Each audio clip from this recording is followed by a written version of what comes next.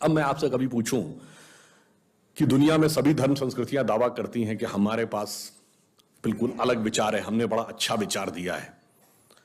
अगर हम आपसे पूछें कि हमारी संस्कृति में ऐसा क्या है जो दूसरे में नहीं है, बहुत से लोग कहेंगे साहब उसमें बड़ा सदाचरण की बात कही गई, नैतिकता की बात कही गई। तो लोग कहेंगे ठीक है भाई, दूसरी जगह भी कही गई, शायद कोई फॉलो करता है या नहीं करता। पर मैं अगर आपसे पूछूं कि वो चीज बताइए जो हमारे यहां लिखी और दूसरी जगह लिखी ही नहीं है, वो क्या है? आप सबने नाम सुना होगा, Vedic mathematics. Have you ever heard of mathematics as a part of religious text? ये सिर्फ हमारे यहां है। गणित धार्मिक पुस्तक का हिस्सा है। Ayurveda medical science, it is globally accepted as a structured medical science, by name itself is a part of Vedas. Medical science धर्म ग्रंथ का हिस्सा हो, गणित धर्म ग्रंथ का हिस्सा हो, ये दुनिया में कहीं नहीं, बाकी जगह विज्ञान और गणित का धर्म से संघर्ष है। हमारे यहां वो धर्म ग्रंथ से उद्भूत हो रहे हैं। ये फंडामेंटल डिफरेंस है हमारे और उनके बीच में। और इतना ही नहीं, मैं कभी आपसे, आप लोगों ने ध्यान दिया हो अगर, गणित की जो खोज है, वैसे तो बहुत सारी चीजें थी जो अंग्रेजों के आने के बाद छुपा दी गई, क्वाड्रेटिक इक्वेशन हो, अलजेब्रा हो, ट्रिग्नोमेट्री हो, ये सारी चीजें। मगर एक ऐसी चीज है जो कमोबेश सभी लोग मानते हैं, चलो ये तो मान ही लेते हैं कि भारत ने दिया। वो क्या था? शून्य। अब कहा जाता शून्य किसने दिया? आर्यभट्ट ने खोजा। अरे भाई, आर्यभट्ट ने खोजा नहीं, आर्यभट्ट की किताब में पहली बार तुमको लिखा हुआ मिला। अगर आर्यभट्ट ने शून्य खोजा तो बौद्ध मत में शून्यवाद का सिद्धांत कहां से आया?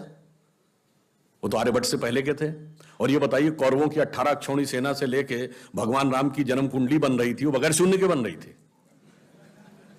वास्तविकता यह है कि शून्य वेदों से निकला, और वो इस बात को स्वीकार करने को तैयार नहीं होते थे कि धर्म ग्रंथ से निकलता है। इसलिए उनको छटपटाहट थी, इसलिए वो कहने का प्रयास करते हैं किसी और ने निकाला था। और समस्या क्या है? हमारे यहां तो भगवान राम की जो कुंडली निकली है, वो जब नासा के प्लैनेटोरियम सॉफ्टवेयर में डाली गई तो 7114 समथिंग बीसी की डेट निकल आई। अब बताइए, वैसे तो मैं नहीं मानता कि वो डेट सही है, उसके अंदर नक्षत्रों का कैलकुलेशन किया जाए तो बहुत पीछे आएगा, परंतु बताइए, उन लोगों ने हमको समझा दिया कि हम अवैज्ञानिक हैं और हम अंधविश्वासी हैं, जिनमें किसी एक के यहां लिखा है कि धरती चपटी है और एक के में लिखा धरती के चारों तरफ सूरज घूमता है। और ऐसे महान ज्ञानदेव पाड़े लोगों ने हम लोगों को समझा दिया कि हम अनसाइंटिफिक थे और धरती को चपटी और धरती को इस सौरमंडल का केंद्र कहने वाले लोग वैज्ञानिक थे। आज भी जब सूर्य ग्रहण या चंद्र ग्रहण होता है, आप नासा की ऑब्जर्वेटरी बताती है ना, 1950 से पहले नासा नहीं था। आप जाके पूछिए, गांव में कोने में बैठे हुए किसी पंडित से कहिए, पंडित जी पंचांग में देख के बताओ सूर्य ग्रहण कब है, और जो वो हमारा पंचांग बताता है और जो नासा की ऑब्जर्वेटरी बताती है, कभी उसमें दिन तो छोड़िए, घंटे और मिनट का भी अंतर देखा है? हमारा तो कैलकुलेशन 5500 साल से एज इट इज चला रहा है, और उसके बाद उन्होंने हमें बताया कि हम अवैज्ञानिक हैं।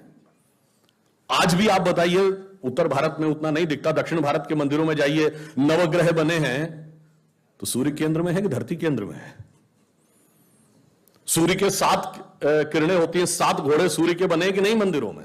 अब बताइए, ऐसा हमारे दिमागों में भर दिया जाता है। हम सब ने, जिसने भी, हम लोगों ने भी विज्ञान में पढ़ा कि सबसे पहले 9 ग्रहों की खोज किसने की? केपलर ने। Kepler's law of planetary motion. हम सब ने, जिसने फिजिक्स पढ़ी होगी 10वीं 11वीं 12वीं में, कभी न कभी Kepler's law of planetary motion पढ़े होंगे कि केपलर ने सबसे पहले बताया कि 9 ग्रह होते हैं।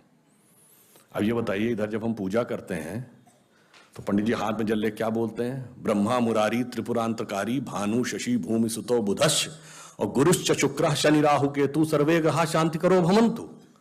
अब ये 9 ग्रहों के नाम केपलर बताए थे कि पंडित जी बताए हैं, और हजारों साल से बता रहे हैं।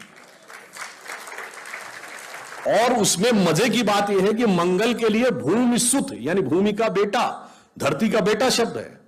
या अब जाके साइंस ने यह कन्फर्म किया है कुछ समय पहले कि एक थ्योरी है कि कभी एक जमाने में बहुत बड़ा एस्टेरॉयड टकराया था कि धरती से, और धरती का एक टुकड़ा अलग हो गया था, वही टुकड़ा बाद में मंगल बन गया। और भूमि सुत हमारे यहां लिखा हुआ, मंगल के पर्यायवाची में भूमि नंदन भूमि सुत जैसे शब्द हैं।